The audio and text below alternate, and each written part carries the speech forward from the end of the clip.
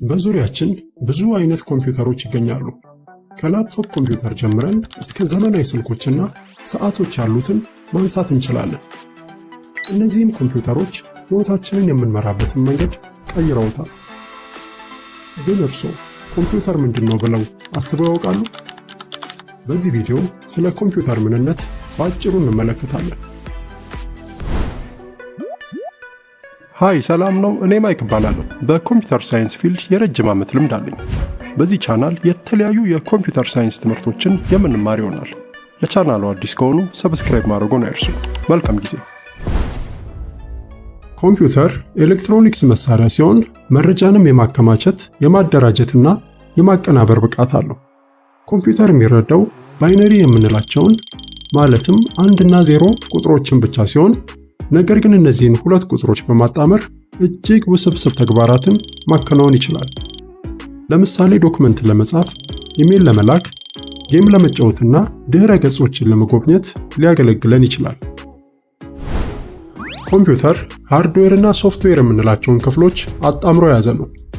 ሃርድዌር የምንላቸው በአይናችን የምናያቸውን ቁሳዊ ክፍሎቹን ሲሆን እነዚህም በውስጥና በውጭ ያሉትን ቁሶች ያጠቃልላሉ።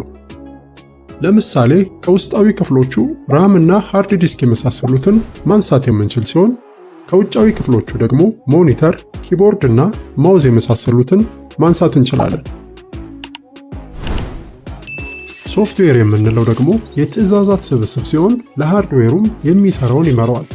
ለምሳሌ ድህረ ገጽ መጎብኘት፣ ፊልም ማጫወትና ዶክመንት መጻፍ የመሳሰሉት በሶፍትዌሮች አማካኝነት ሃርድዌሩ የሚያከናውናቸው ተግባራት ናቸው።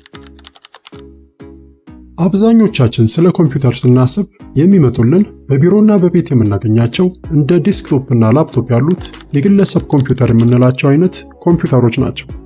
ላፕቶፕ የምንለው ከዴስክቶፕ ጋር ተመሳሳይ የሆነ ኮምፒውተር ሲሆን ለአያያዝ ግን ምቹ ነው። ፐርሰናል ወይም የግለሰብ ኮምፒውተሮች የምንላቸው አብዛኛውን ጊዜ በ3 አይነት ይከፈላሉ። በዓለም አቀፍ ደረጃ በአብዛኛው የሚገኙት ኮምፒውተሮች የዊንዶውስ ኦፕሬቲንግ ሲስተምን ይጠቀማሉ። ማክ ወይም ማኪንቶሽ የምንላቸው ደግሞ በአፕል ድርጅት የሚሰሩ ኮምፒውተሮች ሲሆኑ እነዚህም ኮምፒውተሮች ማክ የሚባለውን ኦፕሬቲንግ ሲስተም ይጠቀማሉ። ከነዚህ ከሁለቱም በተጨማሪ ክሮምቡክ የሚባል የኮምፒውተር አይነት ሲኖር የሚጠቀመውም ክሮም የሚባለውን ኦፕሬቲንግ ሲስተም ነው። ዘመናዊ ስልኮችና ታብሌቶች አንድሮይድ ወይም iOS የሚባሉትን ኦፕሬቲንግ ሲስተሞች ይጠቀማሉ። ከተለመዱትም የኮምፒውተር አይነቶች በተጨማሪ ኮምፒውተሮች በተለያየ ቅርጽና መጠን ይሰራሉ። ለምሳሌም ዘመናዊ ቴሌቪዥኖችን፣ ጌም ማጫወቻዎችንና ዘመናዊ ፍሪጆችን ማንሳት እንችላለን። ነገር ግን እነዚህ ዕቃዎች ውስጥ የተገጠሙት ኮምፒውተሮች እንደ ግለሰብ ኮምፒውተር አይነት ከፍ ያለ አቅምና ብቃት የላቸውም። እስካሁን ካየናቸውም የኮምፒውተር አይነቶች በተጨማሪ ሌሎች ብዙ አይነት ኮምፒውተሮች አሉ። ለምሳሌም ሰርቨር ወይም አገልጋይ የምንላቸውን ኮምፒውተሮች ማንሳት እንችላለን። ሰርቨር የምንላቸው ኮምፒውተሮች በኔትወርክ ወይም ግንኙነት ውስጥ ላሉ ሌሎች ኮምፒውተሮች አገልግሎትን ይሰጣሉ። ለምሳሌ ኢንተርኔት ስንጠቀም ዌብ ሰርቨር የምንላቸው የምንፈልጋቸውን ድህረ ገጾች ወደ ኮምፒውተራችን ያቀርቡልናል። ከዚህም በተጨማሪ ሰርቨሮች በተለያዩ ቢሮዎች ውስጥም መረጃን ለማስቀመጥና ለሌሎች ለማጋራት ያገለግላሉ። እስካሁን እንዳየነው ብዙ አይነት የኮምፒውተር አይነቶች አሉ። እያንዳንዳቸውም በዚህ ዘመናዊ በሆነ ዓለም ላይ የራሳቸውን ጠቃሚ ሚና ይጫወታሉ። ኮምፒውተራችን ውስጥ ብዙ አይነት አስፈላጊ ክፍሎች አሉ። እነዚህም እያንዳንዳቸው የተለየና እጅግ ወሳኝ የሆነ አገልግሎት ይሰጣሉ። በዚህ ቪዲዮ ኮምፒውተሩ አገልግሎት መስጠት እንዲችል የሚያደርጉትን እነዚህን ዋና ዋና ውስጣዊ ክፍሎች አብረን እናያለን። ዴስክቶፕ የሚሆን ላፕቶፕ ኮምፒውተር ሁሉም በውስጣቸው ትልቅ የኤሌክትሪክ ቦርድ አላቸው። ስሙም ማዘርቦርድ ይባላል። ይህም ቦርድ እጅግ አስፈላጊ የሆኑትን የኮምፒውተር ክፍሎች በላዩ ላይ ይይዛል። ለምሳሌ CPU ወይም ሴንትራል ፕሮሰሲንግ ዩኒት አንዳንዴም ፕሮሰሰር የምንለው ለኮምፒውተሩ እንደ አእምሮ ይቆጠራል። ምክንያቱም መረጃን ስለሚያቀናብርና ትዕዛዞችን ስለሚፈጽም ነው። CPU የመሞቅና የመጋል ባህሪ ስላለው እላዩ ላይ በሚታሰር ብረት ይሸፈናል። ብረቱም ሂት ሲንክ ወይም ሙቀት ማስወጫ ይባላል። ይህም ብረት ሙቀትን ከሲፒዩ ላይ ይወስድለታል። ማዘርቦርድ በተጨማሪም ራም ወይም ራንደም አክሰስ ሜሞሪ የሚባለውን አካል ይይዛል። ይህም ክፍል የአጭር ጊዜ ማስታወሻ ወይም ሚሞሪ ሲሆን ኮምፒውተሩም ስሌትን በሚሰራ ጊዜ ይህን ክፍል ይጠቀማል። ነገር ግን ራሙ ላይ ፋይሎችን ማስቀመጥ አይቻልም። ምክንያቱም ኮምፒውተሩ ሲጠፋ ራሙ ላይ የተቀመጡ መረጃዎች አብረው ስለሚጠፉ ነው። ሃርድ ድራይቭ የምንለው የረጅም ጊዜ የፋይል ማስቀመጫ ሲሆን ኮምፒውተሩ ጠፍቶ እንኳን ሁሉንም የኮምፒውተሩን መረጃና ፋይሎች ይዞ ይቆያል። አብዛኞቹ ሃርድ ድራይቮች ማግኔታዊ የሆኑ ጠፍጣፋ ሳህን መሰል ቁሶችን በመጠቀም መረጃን ያከማቻሉ። ነገር ግን አዳዲስ የሆኑ ኮምፒውተሮች በአብዛኛው SSD ወይም ሶሊድ ስቴት ድራይቭ የሚባሉ አይነት ሃርድ ድራይቭ አላቸው። SSD ሃርድ ድራይቮች በጣም ፈጣን የሆኑና ለብዙ ጊዜ ሊያገለግሉ የሚችሉ ሲሆኑ ነገር ግን ዋጋቸው በጣም ውድ ነው። አብዛኞቹ ዴስክቶፕ ኮምፒውተሮች ማዘርቦርዳቸው ላይ ኤክስፓንሽን ስሎት ወይም የማስፋፊያ መሰኪያዎች አሏቸው። እነዚህም መሰኪያዎች የማስፋፊያ ካርዶችን ወይም ኤክስፓንሽን ካርድስ የሚባሉትን በመጠቀም ኮምፒውተራችንን ለማሻሻል ያስችሉናል። ለምሳሌ የተሻለ ቪዲዮ ካርድ በመግጠም የተሻለ ፍጥነትና ጥራት ያለው ምስል ማየት እንችላለን። ወይም ደግሞ ዋየርለስ ካርድ ወይም የገመድ አልባ ካርድ በመግጠም ከዴስክቶፓችን ላይ ሆነን ከዋይፋይ ጋር ማገናኘት እንችላለን። በአብዛኛው የምናገኛቸው ላፕቶፖች የማስፋፊያ መሰኪያ ወይም ኤክስፓንሽን ስሎት የላቸውም። ፋን ወይም ማቀዝቀዣ የምንለው ክፍል ከኮምፒውተሩ ውስጥ ያለውን ሙቀት ወደ ውጭ የሚያስወጣ ሲሆን ቀዝቃዛ የሆነ አየርን ደግሞ ወደ ኮምፒውተሩ ውስጥ በመሳብ ያስገባል። ይህም የተለያዩ የኮምፒውተሩን ክፍሎች በሙቀት ከመበላሸት ይታደጋቸዋል። ቪዲዮ ካርድ ወይንም ግራፊክስ ካርድ የምንለው ክፍል ኮምፒውተሩ ከማሳያው ጋር ያለውን ግንኙነት ይቆጣጠራል። የቪዲዮ ሲግናልንም በማመንጨት ከኮምፒውተሩ ወደ ማሳያው ይልካል። በኮምፒውተራችን ውስጥ ያሉ ክፍሎች ለመስራት የኤሌክትሪክ ኃይልን ይፈልጋሉ። የኃይል ማመንጫ ክፍል ወይም ፓወር ሰፕላይ ዩኒት የምንለው ስራው ከግድግዳው የሚወስደውን የኤሌክትሪክ ኃይል ተቀብሎ ወደ ተለያዩ የኮምፒውተሩ ክፍሎች ማድረስ ነው። ላፕቶፖች በላያቸው ላይ የተገጠመ ባትሪ ስላላቸው የትም ቦታ ላይ ሆነን ለመጠቀም ያስችሉናል። ኮምፒውተር በጣም ውስብስብ የሆነ ማሽን ነው። አሁን ግን በውስጡ ያሉትን ክፍሎች ካዩ በኋላ የተወሰነ ያህል ቀለል እንደሚሉት አልጠራጠርም። በተለምዶ ፕሮሰሰር፣ ማዕከላዊ ፕሮሰሰር ወይም ማይክሮ ፕሮሰሰር ብለን የምንጠራው CPU በኮምፒውተር ሲስተም ውስጥ በጣም አስፈላጊውና ወሳኙ ክፍል ነው። በዚህ ቪዲዮ ሴንትራል ፕሮሰሲንግ ዩኒት ወይም CPU ስለምንለው የኮምፒውተር ክፍል በዝርዝር የምንመለከት ይሆናል። ለኮምፒውተር የማቀነባበር አቅምን የሚሰጠው ክፍል CPU ሲሆን ያለውንም እጅግ ከፍተኛ ፍጥነት በመጠቀም ማንኛውንም ፕሮግራም ለማስፈጸም በሰከንድ በሚሊዮኖች የሚቆጠሩ ስሌቶችን ያከናውናል። CPU የኮምፒውተር ሲስተም አእምሮ ሲሆን የሂሳብ ስሌቶችና የሎጂክ ኦፕሬሽኖችን ለማከናወን ይጠቅመናል። CPU ከተለያዩ የኮምፒውተር ሃርድዌር ክፍሎችና በኮምፒውተር ሲስተም ላይ ከሚሰሩ የሶፍትዌር አፕሊኬሽኖች ወይም መተግበሪያዎች ከምንላቸው የሚቀበለውን መመሪያዎች ያስተናግዳል።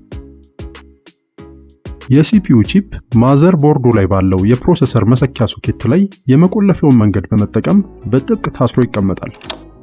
ሂት ሲንክ ወይም ሙቀት ማስወገጃ የምንለው ደግሞ በሲፒዩ የላይኛው ክፍል ላይ ይታሰራል።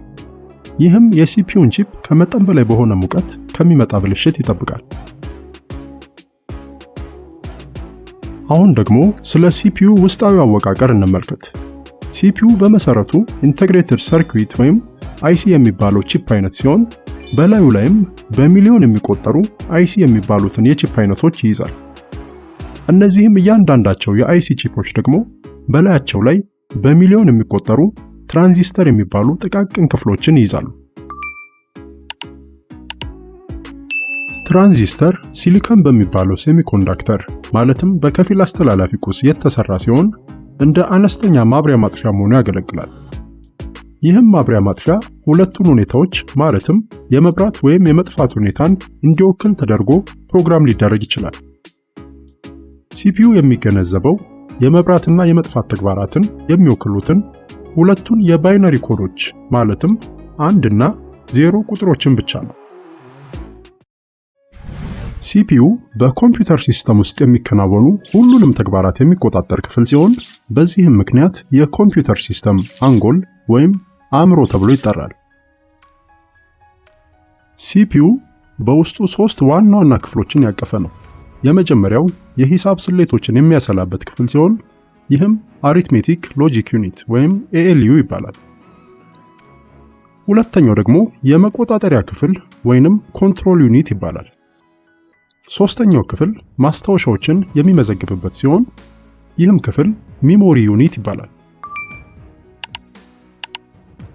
አሪትሜቲክ ሎጂክ ዩኒት የምንለው የሲፒዩ ክፍል የሂሳብና የአመክንዮ ወይንም ሎጂካል ተግባራትን የሚያከናውን ሲሆን ኮንትሮል ዩኒት ወይንም የመቆጣጠሪያ ክፍል የምንለው የሲፒዩ ክፍል ደግሞ ሁሉንም ውስጣዊ የኮምፒውተር ክፍሎችና ከኮምፒውተሩ ጋር የተገናኙ ሌሎች ውጫዊ ቁሶችን ይቆጣጠራል። ሚሞሪ ዩኒት ወይም የማስታወሻ ክፍል የምንለው ሶስተኛው የሲፒዩ ክፍል ደግሞ ሲፒዩ መረጃዎችን ለመመዝገብ የሚጠቀመውን በጣም ፈጣን የሆነ ሚሞሪ ወይንም ማስታወሻ የምንለውን ይይዛል። እያንዳንዱ ሲፒዩ በውስጡ የራሱ አወቃቀርና አስቀድሞ የተዘጋጁ የትዕዛዛት ስብስቦች አሉት። እነዚህም የትዕዛዛት ስብስቦች የሲፒዩ መመሪያ ስብስቦች ወይም ሲፒዩ ኢንስትራክሽን ሴትስ ይባላሉ። እስኪ አሁን ደግሞ ሲፒዩ አንድን የኮምፒውተር ፕሮግራም እንዴት እንደሚፈጽም እንመልከት። በመጀመሪያ በኮምፒውተሩ ላይ የተጫነው ኦፕሬቲንግ ሲስተም የኮምፒውተሩን ፕሮግራም ከሃርድ ዲስክ ወደ ዋናው ማስታወሻ ወይም ራም ወደምንለው ይጭናል። ሲፒዩም መመሪያዎችን ከራም ላይ ተራ በተራ እየወሰደ ያስፈጽማል። ይህንንም ተግባር ኮምፒውተሩ ከተከፈተበት ጊዜ አንስቶ እስከሚዘጋበት ጊዜ ድረስ በተደጋጋሚ ያከናውናል። እያንዳንዱን ተግባር አንድ በአንድ እንመልከት። በመጀመሪያ ሲፒዩ መመሪያዎችን አንድ በአንድ ከዋናው ማስታወሻ ወይም ራም ከምንለው ወደ ራሱ መመዝገቢያ ያመጣል። እነዚህንም መመሪያዎች የሚወስደው ፕሮግራም ካውንተር ወይም ፒሲ ከሚባለው ቀጣይ ሊከናወኑ የተዘጋጁ ፕሮግራሞች በራም ላይ ያሉበት የሚሞሪ አድራሻ ከሚመዘገብበት መመዝገቢያ ላይ ነው። በመቀጠልም ሲፒዩ ከራም የወሰዳቸውን መመሪያዎች ራሱ ወደሚረዳው መንገድ ይቀይራቸዋል። ይህም ተግባር ዲኮድ ማድረግ ይባላል። ዲኮድ የተደረገውን መመሪያ ሲፒዩ ያከናውነዋል። ይህኛው ተግባር ደግሞ መተግበር ወይንም ኤክስኪዩት ማድረግ ይባላል። በመጨረሻም ሲፒዩ ያከናወነውን ተግባር ውጤት በማስታወሻ ላይ ይመዘግበዋል። እነዚህንም ከላይ ያየናቸውን 4 ተግባራት በራም ላይ ያሉት መመሪያዎች በሙሉ ተከናውነው እስኪጠናቀቁ ድረስ ሲፒዩ በመደጋገም ያከናውናቸዋል። እንደሚታወቀው የኮምፒውተር ማሰቢያ ክፍል የሚረዳው ባይነሪ የምንላቸውን ማለትም 1 እና 0 ቁጥሮችን ብቻ ነው። ከዚህ ባለፈ ግን ባይነሪ ምን እንደሆነና ኮምፒውተር ለምን እነዚህን 2 ቁጥሮች ብቻ እንደሚረዳ በጥልቀት ላናውቅ እንችላለን። ይህንን በጥልቀት ለማወቅ ከፈለጉ ይህንን ቪዲዮ እስከ መጨረሻው ይመልከቱት። ስለ ኮምፒውተር ከማውራታችን በፊት መጀመሪያ ባይነሪ ምን እንደሆነ እንይ። ባይነሪ የሚባለው የአቆጣጠር ስርዓት ኮምፒውተር ከመፈጠሩ ከብዙ ዓመት ቀድሞ የነበረ የቁጥር ስርዓት ነው። ባይነሪ እንዴት እንደሚሰራ ለማወቅ ቀድመን ሌሎች 2 የአቆጣጠር ስርዓቶችን እንመልከት። የመጀመሪያው ታሊ ማርክስ የሚባል ሲሆን ሁለተኛው ደግሞ በአብዛኛው የምንጠቀመው ቤዝ 10 የምንለው የአቆጣጠር ስርዓት ነው። ታሊ ማርክስ የሚባለው በጣም ቀላል የሆነ የአቆጣጠር ስርዓት ሲሆን ይህም ለምንቆጥራቸው ለእያንዳንዱ ነገሮች አንድ መስመር በማስመር የምንቆጥርበት መንገድ ነው። ነገር ግን ይህ የአቆጣጠር ስርዓት ሊያገለግለን የሚችለው ጥቂት ነገሮችን ለመቁጠር ብቻ ነው። በአንጻሩ ቤዝ 10 የምንለው የአቆጣጠር ስርዓት ከ0 እስከ 9 ያሉትን ቁጥሮች በመጠቀም ነገሮችን ለመቁጠር ያስችለናል። ከ9 በላይ የሆኑ ነገሮችን ለመቁጠር ስንፈልግም ተጨማሪ ቁጥር ከፊቱ በመጨመር ከኋላ ደግሞ ከ0 እስከ 9 ያሉትን ቁጥሮች በማስከተል መቁጠር እንችላለን። ይህም የአቆጣጠር ስርዓት ከታሊ ማርክስ አንጻር በጣም ውጤታማ የሆነ የአቆጣጠር ስርዓት ነው። በዚህ የአቆጣጠር ስርዓትም ከፊት አዲስ ቁጥርን በየ10 እጥፉ እየጨመርን እንሄዳለን። ለምሳሌ እዚህ ጋር እንደምናየው እያንዳንዱ ቁጥር የሚወክለው እየጨመረ ያለውን የ10 ኃይል ነው። በቀኝ በኩል ስንጀምር ይህ ቁጥር የሚወክለው የአንድን ቤት ሲሆን ቀጥሎ ያለው ደግሞ የ10ን ቤት የ100ን ቤት እያለ ይቀጥላል። ይህም በሂሳብ ትምህርት የምታስታውሱት ነው። ይህንን የሚያነሳሁት ስለ ባይነሪ ስናይ ግልጽ እንዲሆንላችሁ ነው። ባይነሪ ከቤዝ 10 ያቆጣጠር ስርዓት ጋር ተመሳሳይ የሆነ ያቆጣጠር መንገድ ያለው ሲሆን ነገር ግን እንደ ቤዝ 10 ከ0 እስከ 9 ከመሄድ ይልቅ ከ0 እስከ 1 ብቻ ይሄዳል። ባይነሪ ላይ የምንቆጥረው እንደዚህ ነው። 0 1 1 0 1 1 1 0 0 1 0 1 1 1 0 1 1 1 እና 1 0 0 0 እያለ ይቀጥላል። ባይነሪ የሚጠቀማቸው ሁለቱን ቁጥሮች ብቻ ስለሆነ እያንዳንዱ ቁጥር የሚወክለው እየጨመረ ያለውን የሁለትን ኃይል ነው። በቀኝ በኩል ካለው ስንጀምር የሚያሳየን የአንድን ቤት ሲሆን ቀጥሎ ያለው የሁለትን ቤት፣ የአራትን ቤት፣ የ8ን ቤት፣ የ16ን ቤት እያለ ይቀጥላል። ይህ የአቆጣጠር ስርዓት ከቤዝ 10 የአቆጣጠር ስርዓት ጋር ሲነጻጸር ያነሰ ውጤታማነት ያለው ቢሆንም ከታሊ ማርክስ አንጻር ግን በብዙ እጥፍ የተሻለ ነው። የምንቆጥረውም ቁጥሩ 1 የሆነበትን የቁጥር ቤቶች ነው። ለምሳሌ የምናየው ቁጥር 11001 በቤዝ 10 ለማወቅ ከፈለግን ቁጥሩ 1 የሆነባቸውን የቁጥር ቤቶች እንደምራለን። እዚህ ጋር እንደምታዩትም ውጤቱ 25 ይሆናል። በተወሰነ ያህልም ቢሆን ስለ ባይነሪ አይተናል። አሁን ደግሞ ስለ ኮምፒውተሮች እንይ። እስካሁን እንዳየነው የባይነሪ አቆጣጠር ስርዓት ከቤዝ 10 ያነሰ ውጤታማነት ያለው የአቆጣጠር ስርዓት ነው። ታዲያ ለምን የባይነሪ አቆጣጠር ኮምፒውተር ላይ ለመተግበር ተፈለገ? ይህም የሆነበት ዋናው ምክንያት ኮምፒውተሮች የሚሰሩበት መንገድና ያለባቸው አካላዊ ውስንነት ነው። ኮምፒውተር ውስጥ ያለ የትኛውም ነገር የሚከናወነው በማይክሮ ትራንዚስተሮች ነው። እነዚህም ማይክሮ ትራንዚስተሮች መጠናቸው ትንሽ የሆኑ ማብሪያና ማጥፊያዎች ናቸው። እነሱም በትንሽ የኤሌክትሪክ ኃይል ሊበሩ ወይም ሊጠፉ ይችላሉ። የመጀመሪያው ግብ ኮምፒውተሮች መቁጠር እንዲችሉ ማድረግ ነው። እነዚህንም ማይክሮ ትራንዚስተሮች ተጠቅመው መቁጠር እንዲችሉ ታሊ ማርክስ የሚባለውን ሲስተም መጠቀም እንችላለን። ማለትም የበሩትን እያንዳንዱን ማይክሮ ትራንዚስተሮች ቁጥር በመቁጠር ማለት ነው። ከዚህ ይልቅ ግን በአቆጣጠር ውጤታማነቱ በብዙ እጥፍ የሚሻለውን ባይነሪ የአቆጣጠር ስርዓት መጠቀም እንችላለን። በዚህ ጊዜም እያንዳንዱ ትራንዚስተር አንድ የባይነሪ ቁጥርን ይወክላል። በታሊ ማርክስ የአቆጣጠር መንገድ 8 ትራንዚስተሮች እስከ 8 ቁጥር ያህል መወከል ይችላሉ። በአንጻሩ በባይነሪ አቆጣጠር በ8 ትራንዚስተሮች እስከ 255 የሚደርስ ቁጥር መወከል ይቻላል። የበራ አንድ ትራንዚስተር አንድን ሲወክል የጠፋው ደግሞ ዜሮን ይወክላል። አንድ ትራንዚስተር በሌላ አጠራር ቢት ይባላል። ቢት የሚለውም ቃል ሲተነተን ባይነሪ ዲጂት ማለት ነው። በአንድ መደዳ ያሉ 8 ቢቶች ደግሞ ባይት ይባላሉ። ይህም ማለት ከ0 እስከ 255 ያለ የትኛውም ቁጥር ሊሆን ይችላል።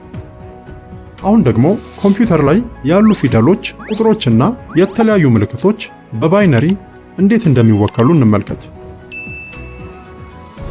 አስኪ ወይም አሜሪካን ስታንዳርድ ኮድ ፎር ኢንፎርሜሽን ኢንተርቼንጅ የምንለው ኮምፒውተራችን ውስጥ ያለን መረጃ ከባይነሪ ቁጥሮች ወደ ተለያዩ ፊደሎች፣ ቁጥሮችና ምልክቶች የምንቀይርበት መንገድ ነው።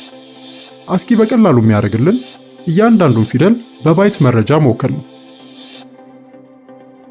እንደምታስታውሱት ባይት የ8 ቢቶች ስብስብ ስለሆነ እስከ 255 መረጃዎችን መወከል ይችላል። ስለዚህም አስኪ እስከ 255 የሚደርሱ ፊደሎች፣ ቁጥሮችንና የተለያዩ ምልክቶችን ስብስብ በባይት ይወክልልናል። ለምሳሌ ካፒታል ሌተር ኤ ፊደልን አስኪ በቤዝ 10 65 ወይም በባይነሪ ደግሞ 01000001 ይወክልልናል።